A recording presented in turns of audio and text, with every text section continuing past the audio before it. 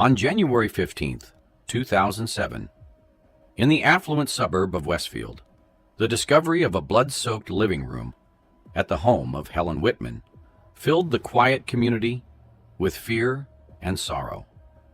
What began as an affair with her elderly neighbor culminated in a gruesome murder that would expose the underbelly of suburban life.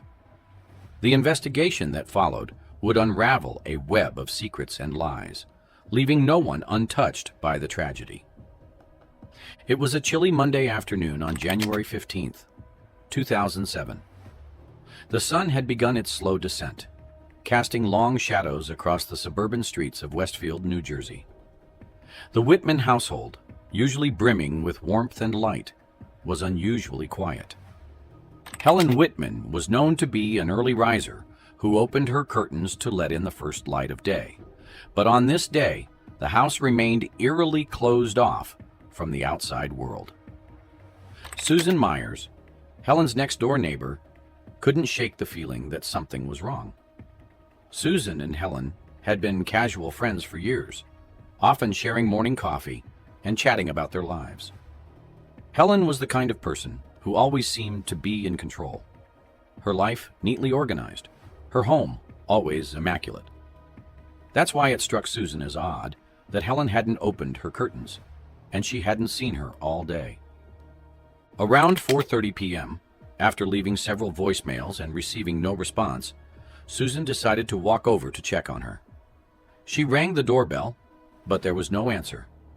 She knocked louder, calling out Helen's name, but the house remained silent. Growing more anxious by the minute, Susan walked around to the side of the house, hoping to find another way to get Helen's attention. As she approached the living room window, her heart began to race. The curtains were drawn, but she could see a small gap where they didn't quite meet in the middle. Peering through the narrow opening, Susan's eyes widened in horror.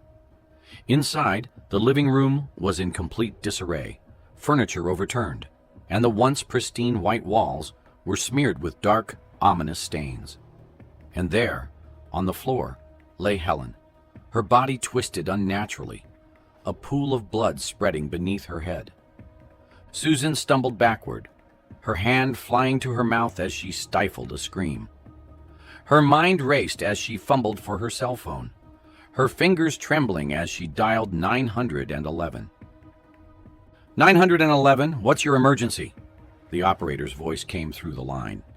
Susan's voice quivered as she spoke, barely able to form the words. She told the operator that her neighbor was dead. The operator, maintaining a calm tone, instructed Susan to stay on the line and not to enter the house. Within minutes, the distant sound of sirens grew louder as police cars and an ambulance pulled up to the curb. The quiet neighborhood was soon filled with flashing lights, the once peaceful street now a scene of chaos. This brings us to everything that occurred before Helen's death. Now, the Whitman family was the picture of suburban success. Their home, a stately two-story house with a manicured lawn and white picket fence, was one of the most admired in the neighborhood. Inside, the walls were adorned with family photos, each one telling the story of a seemingly perfect life. Helen Whitman, a 32-year-old housewife, played the role of the devoted wife with effortless grace. Her husband, David Whitman, was a 40-year-old financial advisor whose successful career allowed them to live in comfort and security. To outsiders, their life together seemed ideal, stable, prosperous, and enviable. But as is often the case, appearances can be deceiving. Beneath the surface, Helen's life was anything but perfect. With David frequently traveling for work, Helen spent much of her time alone. The days blurred together, filled with mundane tasks, cleaning, grocery shopping, attending to the garden. As the years passed, the spark that had once ignited her marriage slowly dimmed, leaving her feeling isolated and unfulfilled. The loneliness began to weigh on her, creating a void that grew wider with each of David's business trips. It was during one of these long absences that Helen's life took an unexpected turn. Next door to the Whitmans lived George Sinclair, a 69-year-old retired engineer. George had lost his wife to cancer 5 years earlier, and since then, he had lived a quiet, solitary life. Though well regarded in the neighborhood, he kept mostly to himself, tending to his garden, and taking long walks through the nearby park. To the residents of Westfield, George was a reserved, polite man, respected but largely unnoticed. One crisp autumn afternoon, as Helen was struggling to carry a heavy bag of groceries into her house, George happened to be passing by. He offered to help, and Helen, grateful for the assistance, invited him in for a cup of tea as a thank you. What began as a simple act of kindness soon developed into something more.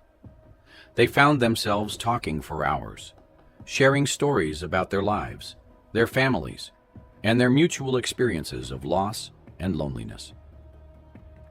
Helen, starved for companionship, found in George a comforting presence, someone who listened to her in a way that David hadn't in years. As the weeks passed, Helen and George's meetings became more frequent. What started as casual conversations over tea soon evolved into deep, emotionally charged exchanges. George would visit in the afternoons after David had left for work, and the two would sit together in the living room, talking about everything and nothing at all. There was a warmth and understanding between them that felt both new and familiar. A connection that neither had expected but both desperately needed. It wasn't long before their emotional bond turned into something more intimate. One rainy afternoon, as they sat together on the couch, the tension between them became impossible to ignore. Helen, feeling a rush of emotions she hadn't experienced in years, leaned in and kissed George. The kiss was tentative at first, but it quickly deepened, fueled by the pent-up desires that had been building between them for months. From that moment on, their affair became a secret lifeline for Helen, a refuge from the emptiness that had consumed her marriage. Whenever David was away, Helen would eagerly await George's visits, the thrill of their forbidden relationship adding excitement to her otherwise monotonous days. For George, the affair was a rekindling of passions he thought he had lost with his wife's death, a second chance at feeling alive. The day after Helen's body was discovered, Detective Marie Collins arrived at the Whitman residence. It was just after 9 a.m., and the sun was climbing higher in the sky, but the atmosphere around the house remained somber. Detective Collins, a seasoned investigator with over 15 years of experience, was known for her sharp mind and unrelenting pursuit of justice. As she stepped out of her car, she took a deep breath, steeling herself for the gruesome task ahead. The crime scene had been secured overnight, and now it was time to begin the investigation in earnest. As Detective Collins entered the house, she was struck by the silence. The living room, where Helen's body had been discovered, was now a carefully preserved scene of horror. Blood spatter analysis would be crucial in determining what had happened, and every detail would need to be documented. Detective Collins surveyed the room, her trained eyes noting every detail: the broken glass on the floor, the heavy candlestick lying near Helen's body, and the signs of a struggle evident in the overturned furniture. Helen's injuries suggested she had been attacked with considerable force, and the lack of forced entry pointed to the likelihood that she had known her attacker. As the forensic team got to work, Detective Collins walked through the rest of the house. The kitchen was spotless, no signs of a struggle there. The bedrooms upstairs were untouched, their neatness contrasting sharply with the chaos downstairs. It was clear that whatever had happened, it had all taken place in the living room. By early afternoon, the house was swarming with police officers, crime scene investigators, and detectives, all meticulously collecting evidence. As Detective Collins watched them work, Her mind began to piece together the possible scenarios. This was no random act of violence. This was personal. Whoever had killed Helen had done so with a level of anger that was chilling. As the days passed, the shock of Helen Whitman's death continued to ripple through the quiet community of Westfield. The police investigation was in full swing, and everyone was anxiously waiting for answers. On the morning of January 20th, 2007, the autopsy results finally came in, providing crucial information about the nature of Helen's death. Dr. Elaine Peters, the medical examiner, had spent hours meticulously examining Helen's body.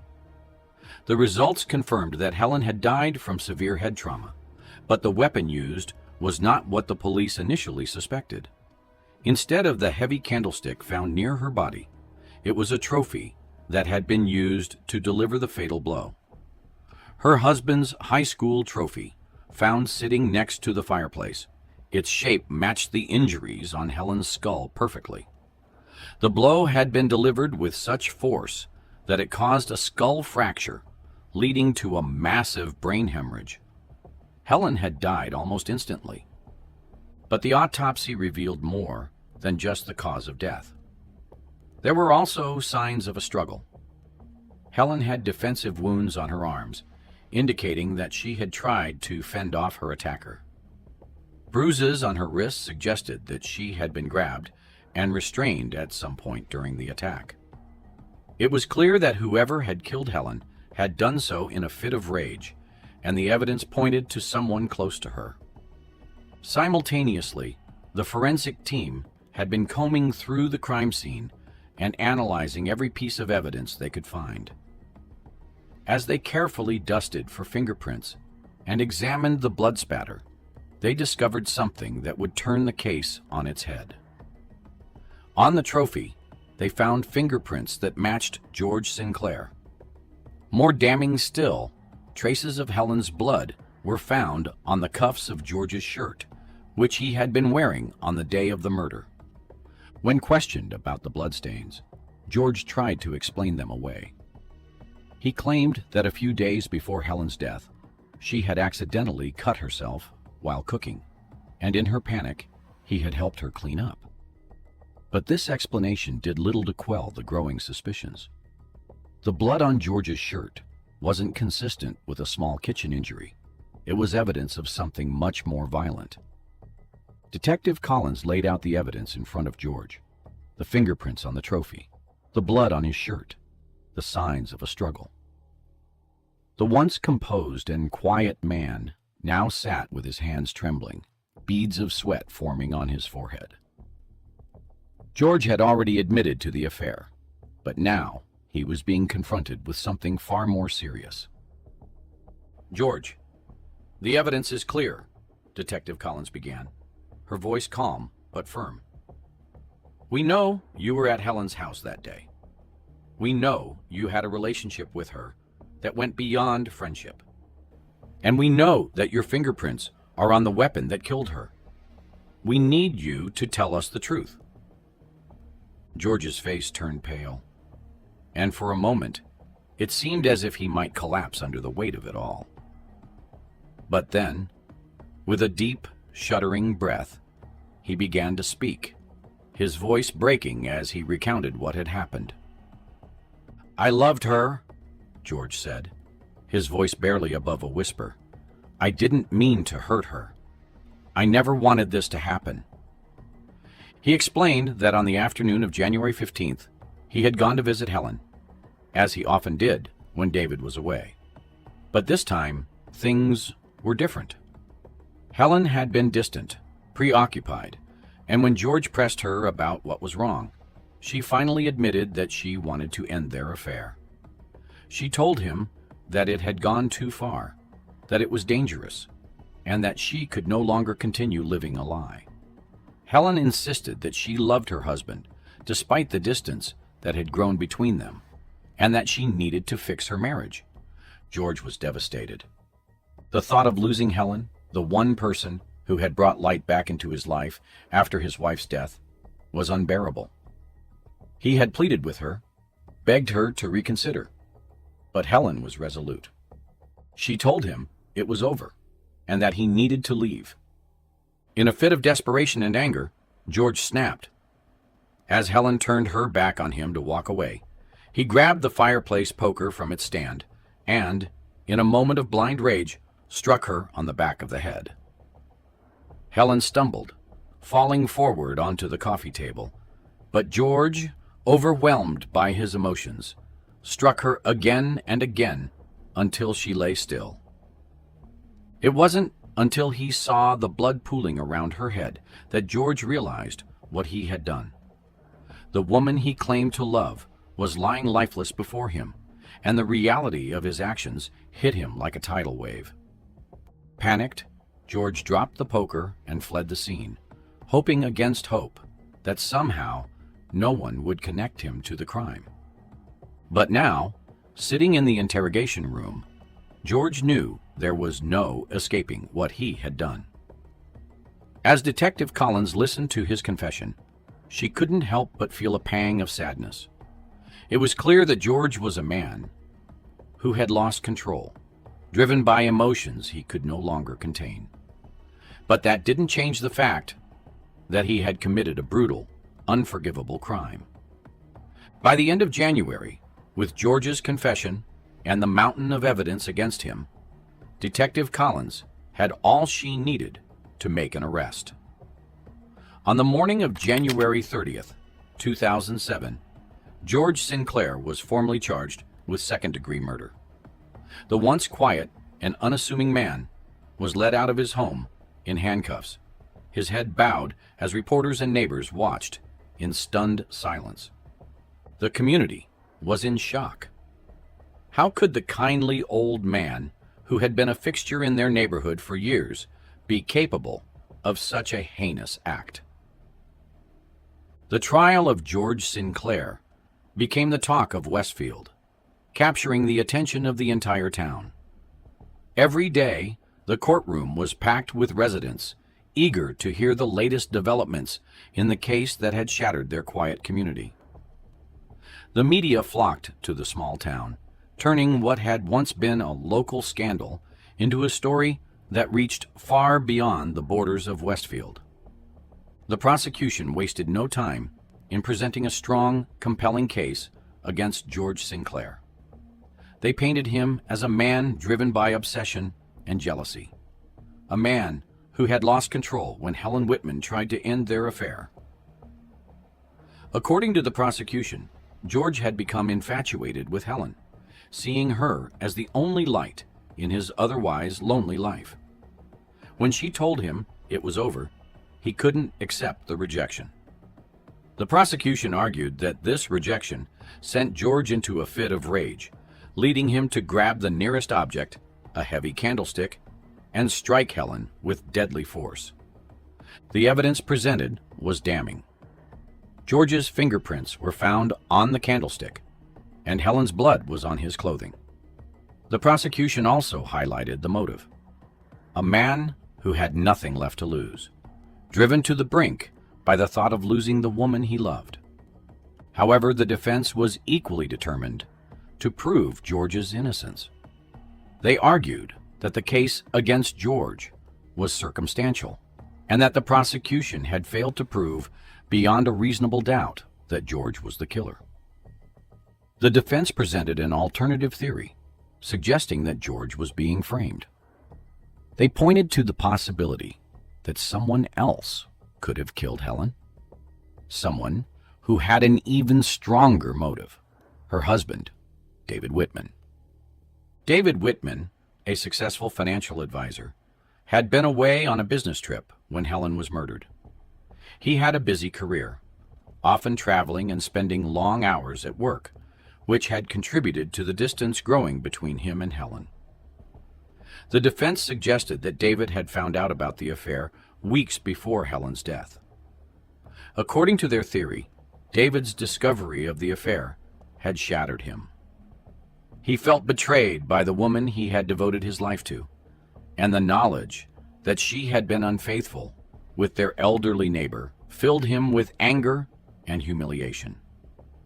In late December 2006, just weeks before Helen's death, David had confronted her about the affair.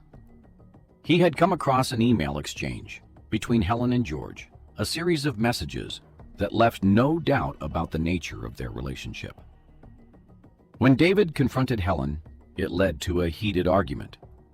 He was furious, feeling that his trust had been broken, and he threatened to divorce her. The prospect of losing her marriage, the life she had built, and the security it provided terrified Helen. She begged David not to leave, promising to end the affair immediately. David, still enraged, agreed to stay, but the tension between them remained palpable. It was this argument, the defense argued, that led Helen to end things with George on the day of her murder. But in the defense's narrative, it wasn't George who was unable to handle the rejection. It was David who couldn't let go of his anger. They suggested that after Helen's confession, David had planned his revenge. On the day of the murder, he could have returned home unexpectedly, confronting Helen in a final, violent confrontation. David had been out of town when the murder took place, which, according to the defense, provided him with a perfect alibi. But the defense argued that David's business trip could have been a cover, allowing him to slip away, commit the crime, and return without raising suspicion.